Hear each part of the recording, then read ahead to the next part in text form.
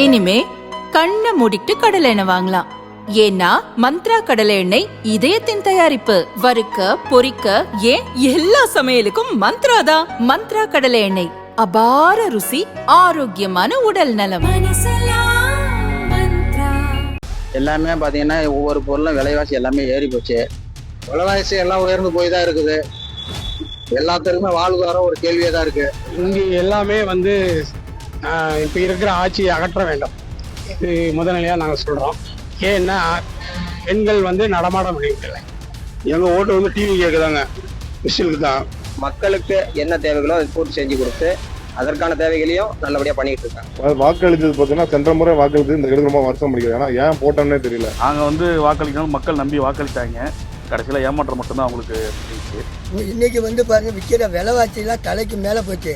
பெண்களுக்கு பாதுகாப்பே கிடையாது. போட்டு போட்டான் எல்லாம் மக்களுக்கு செய்கிறேன்னு சொல்லிட்டு ஏமாற்றிட்டாங்க. எல்லாம் ஏமாற்றி போய் எங்களை எந்த இதுவும் கவனிக்கல. அவரு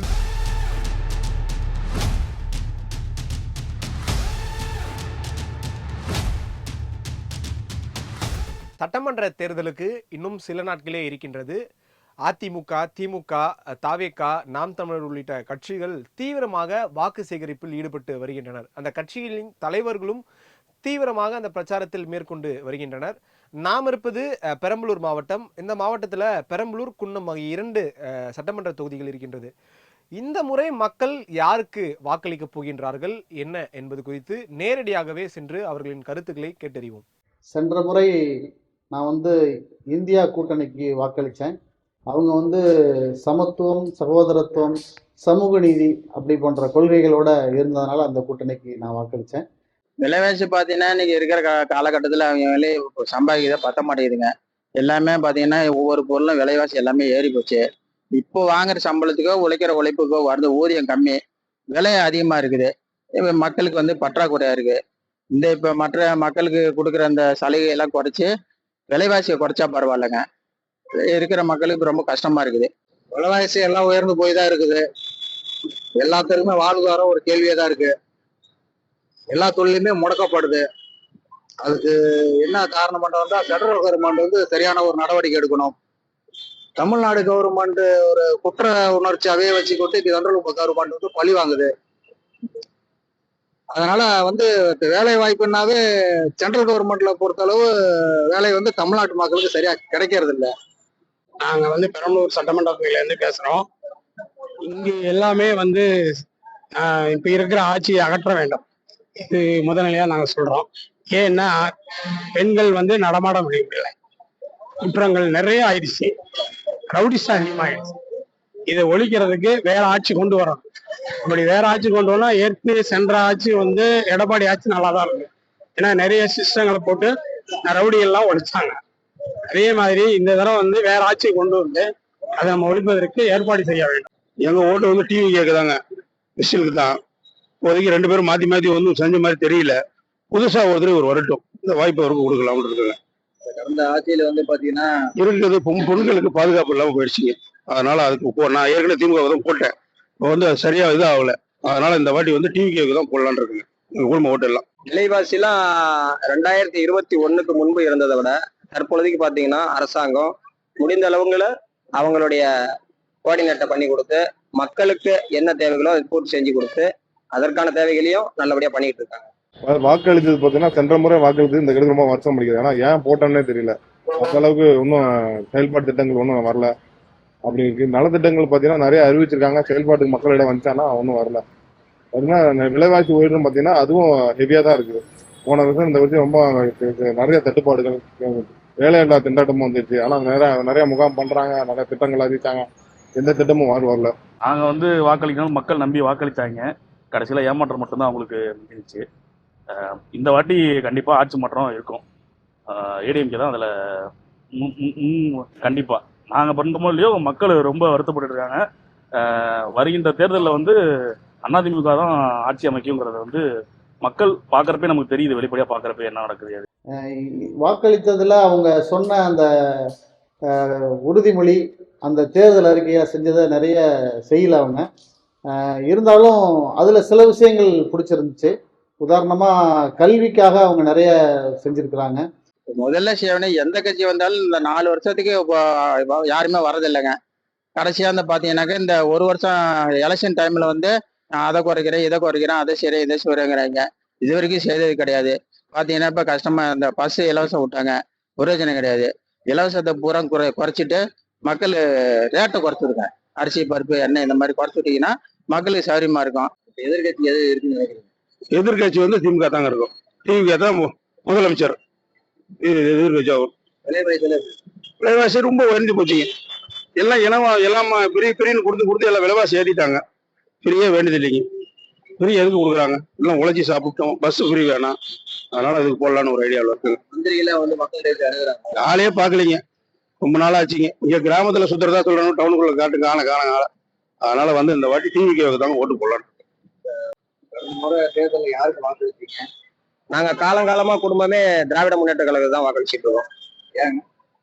ஏன்னா அதான் ஒரு பாரம்பரியமான கட்சி, கொள்கை வழி நாட்டக்கூடிய கொள்கைப்படி அவங்க தான் ஒரு நல்ல குரலில் இருக்காங்க.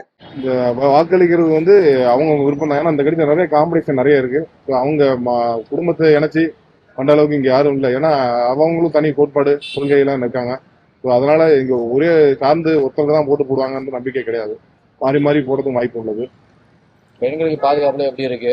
பெண்களுக்கு பாதுகாப்பு ரொம்ப மோசமான நிலைமையில இருக்கு. ஏன்னா பாத்தீங்கன்னா நிறைய குடிச்சிட்டு கஞ்சா போத மாணவிகளை ரொம்ப சேதப்படுத்திட்டு இருக்காங்க. பார்த்தீங்கன்னா இளைஞர்கள் ரொம்ப மோசமான நிலைக்கு தள்ளிவிட்டாங்க. அவங்க பாத்தீங்கன்னா அந்த போதை பழக்கத்துக்கு அடிமையாயிட்டாங்க. முதல்வர் செயல்பாடு எப்படி இருக்கு?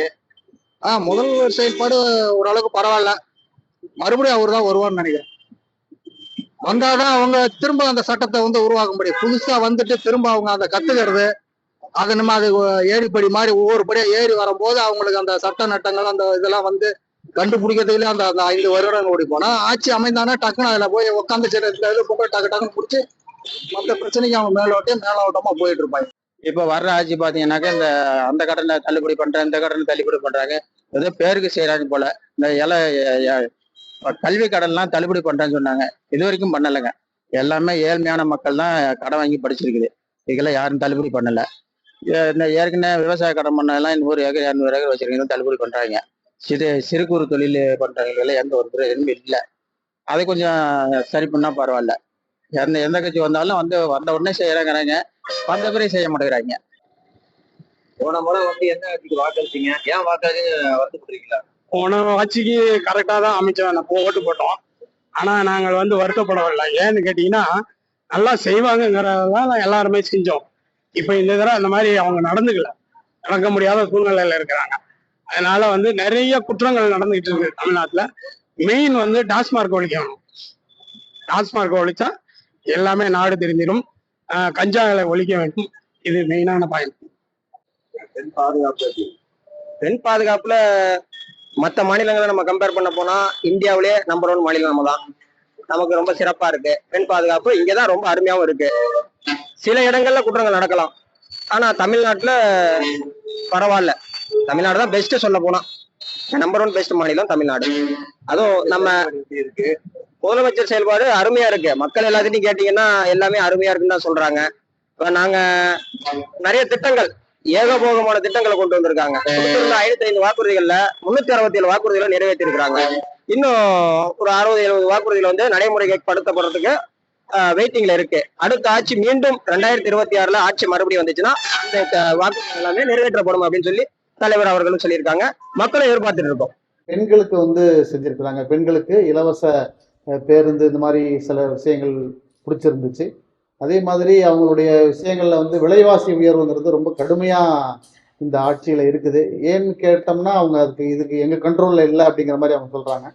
இருந்தாலும் அரசு வந்து மக்கள்கிட்ட வாக்குறுதி கொடுத்து நாங்க வந்து நல்ல ஆட்சி புரிவோம் தான் வராங்க. அப்ப அதனால வந்து அதை வேற யாரு மேலேயும் அவங்க அந்த புகார் சொல்லக்கூடாது. இந்த ஆட்சி தான் வந்து அதை கண்ட்ரோல்ல வச்சிருக்கணும். வேலை வாய்ப்பு இல்லைன்னு 60. வேலை வாய்ப்பு பாத்தீங்கன்னா படிச்ச பிள்ளைங்களாம் இன்னும் சும்மா தான் இருக்கிறாங்க. எங்க வீட்டுல 2 பசங்க படிச்சு சும்மா தான் இருக்கிறான். ஒன்றும் வேலையெல்லாம் கிடைக்கல. போயிட்டு தான் வரான், அங்கே போறேன் இங்கே போறேன் போயிட்டு அட்டன் பண்றாங்கிறான். ஒன்றும் செட் ஆகலைங்க. படிச்ச பசங்களுக்கு எல்லாம் வேலை கொடுத்தா நல்லா இருக்கும். வீட்டுக்கு ஒரு ஆளுக்காக கவர்மெண்ட் வேலை கொடுத்தா நல்லா இருக்கும். முதல்வர் செயல்பாடு எப்படி இருக்கு? உங்களுக்கு பிடிச்சது என்ன, அது பிடிக்காது என்ன இருக்கு? அவர் பிடிக்காதுன்னா ஒரு நிர்வாகம் சரியா அவரால் கண்ட்ரோல் பண்ண முடியல. அதுக்கு அதை பாக்குறேன். அரசு இந்த வேலை வாய்ப்பு வாக்குறுதியில அடிச்சாங்க. அதான் கொடுத்துக்கிட்டு தான் இருக்காரு சார், கொடுத்துட்டு தான் இருக்கிறாங்க. ஒரு சட்ட ஒழுங்கு சரியில்லாம எல்லாம் அங்கங்க கொலை கற்பழிப்பு இது மாதிரி நடந்துகிட்டு இருக்கு. அதெல்லாம் நடக்கக்கூடாது. அவர் கவனத்துக்கு போயிட்டு ஒரு ஏதாவது நல்ல ஆக்ஷன் எடுத்தா நல்லா இருந்திருக்கும். அதான் எதுவுமே எடுக்கலையே. விலைவாசியில எப்படி இருக்கு? விலைவாசி எல்லாம் கண்ணுக்கு தெரியாம போயிட்டு இருக்கு. கரண்ட் பில் ஏறிடுச்சு, விலைவாசி ஏறிடுச்சு, அரிசி பருப்பு. சாதாரண ஒரு ஏழை வந்து ஒன்றும் பண்ண முடியல, அந்த சூழ்நிலையில இருக்கு. வேலை வாய்ப்புக்கு வாக்குறுதி அடிச்சாங்க இல்லைங்களா? ஆமா, எப்படி இருக்கு? இது வரைக்கும் எந்த இதுவும் செய்யலையே. வேலை கொடுக்குறேன்னு சொல்லியிருக்காங்க, யாருக்கு கொடுத்துருக்காங்க என்னன்னு இது வரைக்குமே தெரியல. ஒரு லிஸ்ட் கூட கொடுக்கல கவர்மெண்ட். யாருக்கு கொடுத்துருக்காங்க, யாருக்கோ ஒருத்தர் கொடுத்துருக்காங்க அப்படிங்கிறாங்க. பஸ் ஊழியர்களுக்கு கொடுத்தேங்கிறாங்க. அவங்க யாருக்கு கொடுத்துருக்காங்க? எம்ப்ளாய்மெண்ட் மூலியமா கொடுத்தாங்களா இல்ல லஞ்சம் வாங்கிட்டு கொடுத்தாங்களான்னு தெரியல. பெண் பாதுகாப்பு பெண்காப்பு ரொம்ப மோசமா இருக்கு. தமிழ்நாடு இன்னைக்கு தரைக்குறைவா இருக்கிறார். மற்ற மாநிலங்களை விட இன்னைக்கு ரொம்ப தரைக்குறைவா போயிட்டு தமிழ்நாடு பெண்கள் இல்லை. முதல்வர் செயல்பாடு எப்படி இருக்கு? முதல்வருடைய செயல்பாடு வந்து ஆரம்பத்துல நல்லா இருந்தது, இப்ப சரியில்லை. இப்ப ரொம்ப மோசமான சூழ்நிலை போயிடுச்சு. வருகின்ற ஆட்சி வந்து அமைச்சாங்கன்னா அவங்க என்ன முதல்ல செய்யணும்? முதல் வந்து டாஸ்மார்க் ஒழிக்கணும், கஞ்சா இந்த மாதிரி கெட்ட பழக்கங்களை ஒழிக்க வேண்டும். இது ஒழிச்சு யாரு இது பண்றாலோ அவங்களுக்கு நம்ம சட்டம் ஒழுங்கு கூட கண்ட்ரோல்ல இல்லாத மாதிரி தான் தோணுது. அங்கங்க நடந்துட்டு தொடர்ந்து பெண்களுடைய பாதிப்பு, கலவரம், கொலை, கொள்ளை இது மாதிரி அதிகரிச்சு தான் இருக்கு. அது காவல்துறை கண்ட்ரோல்ல இல்லாத மாதிரி தெரியுது. ஆனாலும் சில மக்கள் நலத்திட்டங்கள் நல்லா இருக்கு. இந்த தடவையும் கூட்டணிக்கு அந்த கூட்டணிக்கு தான் வாக்களிக்கிற மாதிரியான சூழல் இருக்கு. ஏன்னு கேட்டால் அவங்க அந்த சமூக நீதிங்கிற ஒரு இதுலேயும் ஒற்றை இதில் இருக்கிறாங்க. மற்றவங்க எல்லாமே அதுக்கு எதிரான ஒரு கோட்பாட்டுகள் இருக்கிறதுனால இந்த ஆட்சி வந்து தவறாக செஞ்சா கூட சில விஷயங்களை சொல்றதுக்கான ஒரு இடங்கள்லாம் இருக்கிறதுனால நம்ம தொடர்ந்து அதுக்கு வாக்களிக்கிறோம். நிறைய திட்டங்கள் பார்த்தீங்கன்னா எல்லாம் மாணவர்களுக்கு ரொம்ப அட்டூழியம் தான். பெண்களுக்கு பாதுகாப்பு இல்லாத ஒரு சூழ்நிலையில உருவாக்கப்பட்டிருக்காங்க. அமைச்சர்கள்லாம் எப்படி அணுகக்கூடிய நிலம் இருக்கா? அணுகலாம் வாய்ப்பு இல்லை, முன்ன மாதிரி இல்லைங்க. அமைச்சர்கள்லாம் பார்க்க முடியாது. சஞ்சய் திட்டங்களை போய் கொடுத்தோம்னா மனுவை வாங்கி உள்ள போட்டுறாங்க. திரும்ப அது நடைமுறைக்கு வருதா, மனுவை படிக்கிறாங்களா, அது அந்த திட்டத்தை போய் சொல்றாங்களா அப்படிங்கிறது வாய்ப்பும் இல்லை. மனு கொடுக்கறதோட தெரியாது, அதுக்கு செயல்பாடு ஒன்றும் கிடையாது. இந்த ஆண்டு இந்த தேர்தல் இந்த கட்சி வந்ததுன்னா மீண்டும் வந்து அவங்க சொல்ற தேர்தல் அறிக்கையை முழுமையா அவங்க நிறைவேற்றணும். குறிப்பா வந்து நீட்டெல்லாம் அவங்க வந்து விலக்கு செய்யணும். அதே மாதிரி கல்வி கடன் கொடுக்குறாங்க, எத்தனையோ விஷயங்களை வந்து தள்ளுபடி பண்ற இந்த அரசு கல்வி கடன், கல்விக்காக இலவச கல்வி கொடுக்குற அந்த ஆட்சி முற்றிலும் அந்த கல்விக்கான கடனை தள்ளுபடி பண்ணணுங்கிறது கேட்டுக்கொள்கிறேன். பெண்கள் பாதுகாப்பு பெண்கள் பாதுகாப்பு வந்து வேலை வாய்ப்பு இல்லாதனாலதான் அந்த மாதிரிலாம் அசம்பாவிதம்லாம் நடக்குது சில பேருக்கு. அதுதான் முக்கிய காரணம். வருகின்ற ஆட்சியாளர்கள் அமைச்சாங்கன்னா என்ன முதல்ல கையெழுத்து போடுறது, என்ன செய்யணும்? வரும்போது ஆட்சி அமைச்சாங்கன்னா எல்லாத்துக்குமே வந்து என்னன்னா அவங்களுக்கு ஒரு வேலை கிடைக்கிற மாதிரி அந்தந்த மாவட்டத்துக்கும் அந்தந்த மாநிலத்துக்கும் எல்லாத்துக்கும் ஒவ்வொரு 100 நாள் வேலைன்னா 100 நாள் வேலை கொடுத்ததுனால நிறைய பேர் விவசாயிகள் வந்து பாதிக்கப்படுறாங்க. 100 நாளைக்கெல்லாம் போய் குந்திக்கிறாங்க. ரெண்டாவது வந்து கூப்பிட்டா விலை அவங்க வந்து அந்த உழைக்கிறத விட்டுட்டு சாதாரணமா உட்காந்துடுறாங்க. உட்காந்துட்டு நம்ம வேலைக்கு விட்டோம்னா பார்த்தா அந்த விவசாயம் பண்றவங்க சுத்தமாடி. நானும் ஒரு விவசாயி தான். நானே ஒரு எலுமிச்சை தோட்டம் வந்து வச்சிருக்கிற ஒரு 100 கண்ணு. அதுக்கு வேலை செய்யறதுக்கு கூப்பிட்டோம்னாவே 500 400 கேட்கறாங்க. சில பேருக்கு இங்க வண்டி எங்களுக்கு ஆட்டோ ஓட்ட இல்லாதனால காரணத்தால அதனால வந்து பொதுவா கூப்பிட்டு பார்த்தா நானாவே இந்த தொழிலும் முடக்கப்படுது, அந்த தொழிலும் முடக்கப்படுதுன்ட்டு மனவேதனைக்கு ஆளாகிறது விவசாயம் எல்லாம். விவசாயிக்கு முன்ன வலுத்தாதான் எல்லாரும் வளர முடியும். பெண்களுக்கு பாதுகாப்பு வேணும். இங்க இருந்து நாடு இப்ப பெரம்பலூர் நாடு ரோட்ல இருந்து புது பஸ் ஸ்டாண்டுக்கு தனியா நடந்து போகணும் 12 மணிக்கு. அவங்களுக்கு பாதுகாப்பு வேணும். பாதுகாப்பு அதான் முக்கியங்க. மந்திரிகள் எல்லாம் எப்படி இருக்கு? எல்லா மந்திரிகளுமே சிறப்பா செயல்படுறாங்க. ஒரு கால் பண்ணா போதும், உடனே வந்து அதை பார்த்து என்ன பிரச்சனை, என்ன அதுக்கான தீர்வுகள் என்ன அப்படிங்கிறத உடனடியா செஞ்சு கொடுத்துட்றாங்க. இப்ப சொல்ல போனா எனக்கு வந்து குன்ன சட்டமன்ற தொகுதி எஸ் சிவசங்கர் அவர்கள் வந்து போக்குவரத்துறை அமைச்சராகவும் மின்சாரத்துறை அமைச்சராகவும் இருக்காப்புல. என் கூட ரொம்ப எளிதா பேசக்கூடிய பழகக்கூடிய ஒரு நபரா இருக்காப்புல. எங்களுடைய மக்களா வந்து களத்துல டெய்லி ஒர்க் பண்றாப்புல. நானே ஒரு நாள் ஆச்சரியப்பட்டு கேட்டேன், ஆனா எப்படிண்ணே ரொம்ப உறக்கம் இல்லாம அலையறீங்களே, எப்படிண்ணே சாப்பிடுறீங்களா, உறக்கமின்மை இவ்வளவு ஒர்க் பண்றீங்களா எப்படிண்ணா அப்படின்னு சொல்லி கேட்டேன். எல்லாம் தலைவரோட கட்டளை, நாங்க கலைஞர் ஆட்சினாவே நாங்க வேலை செஞ்சுதான் ஆகணும், நாங்க சும்மா இருக்கிறதுக்கு அதிமுக ஆட்சியில தம்பி அப்படின்னு சொல்லி சிரிப்போட சொல்லிட்டு போனாப்புல. அதனாலே அவர் நான் எப்பவுமே புன்னகை அரசர் அப்படின்னு சொல்லி கூப்பிடுவேன். 2026 சட்டமன்ற தேர்தலுக்கு இன்னும் சில நாட்களே இருக்கின்றது. அனைத்து கட்சிகளும் அதிமுக, திமுக, தமிழக வெற்றிக் கழகம், நாம் தமிழர் உள்ளிட்ட கட்சிகள் வாக்கு சேகரிப்பில் மும்முரமாக ஈடுபட்டு வருகின்றனர். நாம் இருப்பது நாகப்பட்டினம் மாவட்டம். இந்த மாவட்டத்தில் மக்கள் இந்த முறை யாருக்கு வாக்களிக்க போகின்றார்கள், அவர்களின் கருத்துக்களை நேரடியாக சென்று கேட்டறிவோம். போன தேர்தலில் வந்து திமுகவுக்கு எல்லாம் அதை செய்கிறேன் இதை செய்கிறேன், வீடு பட்டா வாங்கி தரேன், தொகுப்பு வீடு கட்டித்தாரேன்னு சொல்லி பொய்யான தகவலை சொல்லும். நாங்கள் அந்த தெருவே சூரியத்துக்கு தான் ஓட்டு போட்டோம் சாணவாசிக்கு. ஆனால் அவர் நன்றி சொல்லக்கூட வரல. இன்றைக்கி வந்து பாருங்கள், விற்கிற விலைவாசிலாம் தலைக்கு மேலே போச்சு. பெண்களுக்கு பாதுகாப்பே கிடையாது. இங்கே போனால் கொள்ளை, அங்கே போனால் கற்பழிப்பு, இவ்வளோ இது நடக்குது. இன்னைக்கு ஒன்றுமே நாங்கள் வெளியில் போய் வாங்க முடியல, ஏழப்பட்ட நாங்கள். போட்டு என்னஞ்சோ ஒன்றுமே உங்களுக்கு பணம் கிடையாது. இது வீடு கட்டி தரேனாங்க, தண்ணி வசதி இல்லை. எவ்வளோ சம்பளமும் இல்லை எங்களுக்கு. கூலி வேலை செஞ்சுக்கிட்டு இருந்தோம், அதையும் போட்டு எல்லாம் மறைச்சி விட்டாங்க. நாங்கள் இப்படி இருக்கும்போது அவ்வளோ கஷ்டப்பட்டுருக்குறோம். தண்ணிக்கு எவ்வளோ கஷ்டப்படுறோம், வீட்டுக்கு கஷ்டப்படுறோம். வீடு ஒழுகுனுச்சுன்னா அந்த வீட்டில் வந்து அவ்வளோ கரைய மண்ணு கொட்டி அந்த இதில் தான் நாங்கள் வாழ்ந்துக்கிட்டு இருக்கிறோம். எங்களை வந்து யாரும் பார்க்கறல, போம்புல பல்லில் செய்யல. அந்த ஓடு வாங்குறதோட சரி, ஏண்டாப்பா அந்த கட்சிக்கு நாங்கள் ஓடு போட்டோம் அப்படிங்கிற எண்ணத்தில் நாங்கள் சமயத்தில் கூட நாங்கள் உட்காந்து கூட அழுதுருக்குறோம். வீட்டிலேயே இந்தமாரி கொட்டுது, கரைய மண்ணு கொட்டுது, யாரும் வந்து பார்க்கல போகலன்னு. இப்போ ரெண்டாவது எங்களுக்கு குடிக்கே தண்ணியில் உப்பு தண்ணியை தான் நாங்கள் குடிக்கிறோம். இப்போ நாங்கள் மாற்றி போடலான்னு இருக்கிறோம். ஓட்டு போட்டான் நல்ல மக்களுக்கு செய்யறோம்னு சொல்லிட்டு ஏமாத்திட்டாங்க. எல்லாம் ஏமாற்றி போய் எங்களை எந்த இதுவும் கவனிக்கல. ஒரு வீடு வசதி இல்லை, தண்ணி வசதி கிடையாது, எதுவுமே கிடையாது. நாங்கள் இப்படியே தான் இருக்கோம். சூரியனுக்கு முதல்ல ஓட்டு போட்டோம். இப்போ ரெட்டலைக்கு தான் ஓட்டு போடுறதா முடிவு பண்ணியிருக்கோம். 21 2025 வரைக்கும் ஒரு மோசமான ஆட்சிக்கு தான் நம்ம தள்ளப்பட்டோம். அதாவது இந்த திமுக அரசு 5 ஆண்டு ஆட்சியில விவசாயிகளுக்காக எந்த ஒரு இதுவுமே செய்யல. நிவாரணமா இருக்கட்டும், பயிர் காப்பீடு இருக்கட்டும், எந்த ஒரு பண்ணல. ரெண்டாவது விவசாயிகளை அடக்குமுறை பண்றது, பயிர் காப்பீடு திட்டத்தை வந்து சுத்தமா வந்து வழங்கவே 5 வருஷமா. அதுபோல நிவாரணமும் வழங்குறேன்னு சொல்லி சும்மா ஏக்கருக்கு உளுந்து பயிருக்கு நிவாரணம்னு சொல்லிட்டு 3 ரூபாய் ஏதாவது வழங்கி பாத்திருக்கீங்களா? இந்த அரசாங்கம் திமுக அரசுல தான் 3 ரூபா, ஏக்கருக்கு 3 ரூபா, வெறும் 3 ரூபாய் வழங்கியிருக்காங்க. அது மாதிரி ஒரு விவசாயிகளுக்கு கொடுமை செய்த அரசு திமுக அரசு. அதனால இந்த வாட்டி நாங்க திமுக வாக்களிக்கிறதுல நானும் என் குடும்பத்தார்கள் எல்லாரும் முடிவு பண்ணிருக்கோம். இந்த முறை திமுக தலைமையிலான கூட்டணிக்கு நாங்க நாமக்கல் சட்டமன்ற தொகுதியில நாங்க வாக்களிச்சது சாணவாசி தான் வாக்களிச்சோம். ஏன்டா வாக்களிச்சோம்னா ஆயிட்டு காரணம் வந்துட்டு அவரு இந்த ஊருக்காரு இல்லைங்கிறதுனால அவர் எந்த போனும் எடுக்கிறத விட இந்த ஊருக்குள்ள வர்றதே இல்லை. 7 மணிக்கு விவாத மேலே தான் அவளை பார்க்கலாம். தொலைபேசியிலும் தொடர்புடைய சூழ்நிலை. நான் மக்கள் ஜெயிச்ச பிறகு இந்த பக்கமே வரவில்லை. ஏன்டா ஓட்டுக்கு போட்டோம்னு சொல்லி ரொம்ப மனவேதனையில இருந்தோம். ஆனா இந்த முறை திமுக கூட்டணிக்கு வாக்களிக்க கூடாது நாங்க முடிவு பண்ணிட்டோம். வீடு இல்லாம பாருங்க, வீட்டை பாருங்க.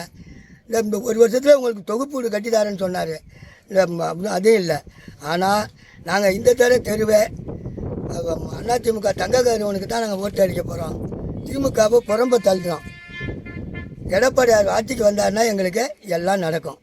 இந்த திமுக அரசுக்கு வாக்களிக்க கூடாது அப்படிங்கறத முடிவு எடுத்திருக்கிறோம். எங்க தமிழக விவசாயிகள் பாதுகாப்பு சங்கத்தின் சார்பாக நாங்க ஒட்டுமொத்தமாவே நாங்க திமுகவுக்கு எதிராக, அதாவது என்ன துண்டு பிரச்சனை தயார் பண்ணி போன 2021 தேர்தலில் திமுக அரசு கிட்டத்தட்ட 505 வாக்குறுதிகளை கொடுத்துருந்துச்சு. அதுல வந்து 27 இருந்து 110 வரைக்கும் உள்ளது. மொத்தம் 83 கோரிக்கைகள் விவசாயிகளுக்கு உள்ளது. அந்த விவசாயிகளுக்கு உள்ள கோரிக்கையில ஒரு 10 கோரிக்கை தான் நிறைவேற்றிருக்காங்க. அந்த 10 கோரிக்கையும் பாத்தீங்கன்னா ஒரு பெருசா சொல்ல முடியா இல்ல. ஒரு சின்ன கோரிக்கைகளை தான் நிறைவேற்றிருக்காங்க ஒழிய பாக்கி 73 கோரிக்கை நிறைவேற்றவே இல்லை. அந்த 70 இப்ப சொல்றாங்க 99% நிறைவேற்றின்னு சொல்றாங்க. அந்த 73 விவசாயிகளுக்கு 73 கோரிக்கை நிறைவேற்றவே இல்லை. இருக்கக்கூடிய தடுப்பணை பிரச்சனை, ஆர்என்ஆர் பிரச்சனை, சிபிசிஎல் பிரச்சனை எதுக்குமே திமுக எங்க மேல பொய் வழக்கு போட்டாங்க. விவசாயிகள் மேல அங்க காஞ்சிபுரம் மாவட்டத்தில் இருக்கக்கூடிய செய்யாறு மேல்மா சுற்காடுல போராடியவர்கள் மேல குண்டர் சட்டம் போட்டாங்க. எங்க தலைவர் ஈசன் முருகசாமி மேலையும் போராட்டத்தை தூண்டினார் சொல்லி 2 மாசம் வழக்கு போட்டு சம்பந்தமே இல்லாம வேலூர் ஜெயில போட்டாங்க. விவசாயிகளை விட அடக்குமுறையை கட்டவிழ்த்து விட்டுருக்காங்க, ஒடுக்குறாங்க திமுக அரசு. இந்த நெல்லுக்கு வந்து குவிண்டாலுக்கு 2500 ரூபாய் தரேன்னு சொன்னாங்க. ஆனா அதுவும் பாத்தீங்கன்னா வருஷ கடைசியில ஆட்சி முடிகிற தருவாயில நெல்லுக்கு 2500 ரூபாய் அறிவிச்சாங்க. அதுவும் மத்திய அரசு வந்து 2285 ரூபாய், இது வெறும் 185 ரூபாய் தான் மாநில அரசு போடுது. பாக்கி 2385 ரூபாய் மத்திய அரசு, வெறும் 185 ரூபாய் தான் மாநில அரசு பங்கு இருக்கு. இதே குஜராத்ல பாத்தீங்கன்னா மத்திய அரசு 2020 சொச்சம், மாநில அரசு 1000 சொச்சம் போட்டு 3500 ரூபாய் கொடுக்குறாங்க குஜராத்ல, மற்ற மாநிலங்கள்ல. இந்த திமுக அரசு அதெல்லாம் பார்க்காம எங்களுக்கு விவசாயிகளை கொடுங்கை செய்திருக்குது. இந்த தேர்தலில் நாங்கள் திமுக ஓட்டளிக்கிறது முடிவு பண்ணியிருக்கிறோம். நிவாரணம் கிடையாது, காப்பீடு கிடையாது. பன்னாட்டு கம்பெனிகள் கேசிமா மாதிரி நிவாரணம், அவங்க அந்த மாதிரி கம்பெனிக்கு தான் நிவாரணம் பண்ண கொடுக்குறாங்க. அவங்க கொள்ளையடிச்சிட்டு போயிடலாம். விவசாயிகளுக்கு விரோதமா இருக்காங்க இந்த அரசு. இந்த மண்ணின் மைந்தர் தான் வாக்களிக்க நாங்கள் முடிவு பண்ணியிருக்கோம். குறிப்பா தங்கக்கரவனங்கிறது ஏடிஎம்கே அதிமுக இந்த பகுதியினுடைய வேட்பாளர். இந்த மண்ணின் மைந்தர் எந்த நேரமும் அவரை பார்க்கலாம். பல ஆண்டுகளாக இந்த பகுதியில் வசிக்கக்கூடியவர். கடந்த முறை தோல்வியை சந்திச்சாரு. எங்களுக்கு அதனால அவர் ஓட்டு போடாமல் மிகவும் மனதாரத்தை அடைஞ்சு இந்த முறை தங்கக்கரவணனுக்கு இரட்டை இலட்சம் வாக்கு சேகரிக்கணும்னு சொல்லி நாங்க விவசாய சங்கங்கள் ஒருங்கிணைப்பு கொடுக்குற ஒன்று கூடி கிராம மக்களிடம் போய் இந்த திமுக அரசு வரக்கூடாதுன்னு பிரச்சாரமும் பண்ணிட்டு தங்கக்கரவனுக்கு வாக்களிக்கணும்னு சொல்லி மக்களா விவசாயிகள்கிட்ட விவசாய தொழிலாளர்கள் தற்சமயம் வாக்கு சேகரிச்சிட்டு இருக்கோம். நிச்சயமாக அவர் வெற்றி வேட்பாளராக வருவார், சட்டசபைக்கு நுழைவார், எங்களுடைய பிரச்சனைகள் தீர்க்கப்பட்ட நம்பிக்கையோட எடப்பாடி அவர்கள் முதலமைச்சர் ஆவார் அப்படிங்கிற நம்பிக்கையோட தற்சமயம் வாக்கு சேகரிச்சிட்டு இருக்கோம்.